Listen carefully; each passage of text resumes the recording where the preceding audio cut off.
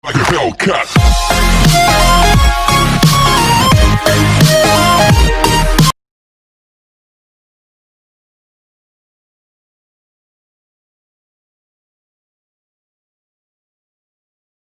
Samgar dari SD Strada Kampung Sawah, kelas 6A. Saat ini saya sedang mewawancarai bapak saya sendiri. Selamat siang, Pak. Selamat siang. Mengganggu sebentar waktunya ya. Boleh. Sebelumnya saya mengucapkan terima kasih atas kesediaan Bapak. Saya mewawancarai. Topik wawancarai sekarang tentang komunikasi. Pertanyaan yang pertama, apa pendapat Papa dari dampak negatif komunikasi? Kalau Papa bilang dampak komunikasi adalah komunikasi yang tidak sehat. Contoh, misalkan, ini negatif atau positifnya? Negatif. Negatif ya. Komunikasi yang negatif adalah komunikasi yang tidak baik, ya kan? Contoh, marah, ya kan? Terus kata-kata kasar itu, ngomongin orang, ngejelek-jelekin orang, itu termasuk komunikasi yang tidak baik. Menceritakan kejelekan orang terhadap teman-teman itu tidak baik, komunikasi yang tidak baik. Dan kita lanjut ke pertanyaan yang kedua ya Pak. Apa pendapat Papa dari dampak positif komunikasi? Komunikasi yang positif itu adalah harus yang dijalanin, ya, yang dijalanin kita dalam kehidupan kita sehari-hari, ramah, sopan santun, ya kan, berbicara apa adanya, tidak mengada-ada, memberikan informasi yang benar, tidak hoak, ya kan, berbicara kepada sesama dengan sopan santun, ya kan, itu yang namanya komunikasi yang positif. Pertanyaan yang ketiga ya Pak. Mengapa komunikasi harus dikembangkan? Komunikasi harus dikembangkan, itu memang harus, karena tanpa komunikasi,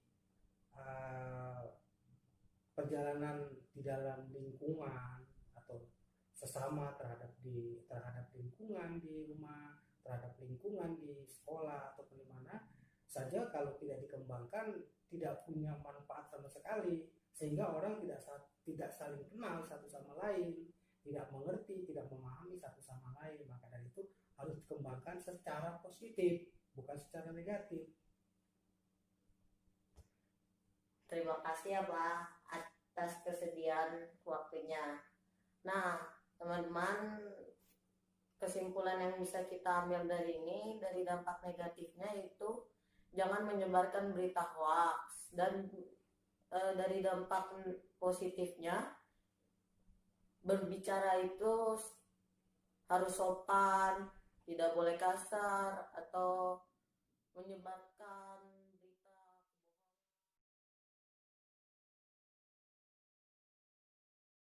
Selamat sore Mas, saya saat ini berbicara dengan siapa? Ya, saya dengan Bowo, warga sekitar. Sebelumnya saya mengucapkan terima kasih atas kesediaannya untuk saya wawancarai. Topik wawancaranya tentang komunikasi. Pertanyaan yang pertama, apa pendapat Mas dari dampak negatif komunikasi? Ya, dampak negatif dari komunikasi itu adalah kecepatan sebuah informasi. Jadi komunikasi itu kan menyebar begitu cepat, sehingga berita yang tidak benar pun tersebar dengan cepat. Itu adalah dampak negatifnya menurut saya. Kita lanjut ke pertanyaan kedua. Apa pendapat Mas dari dampak positif komunikasi?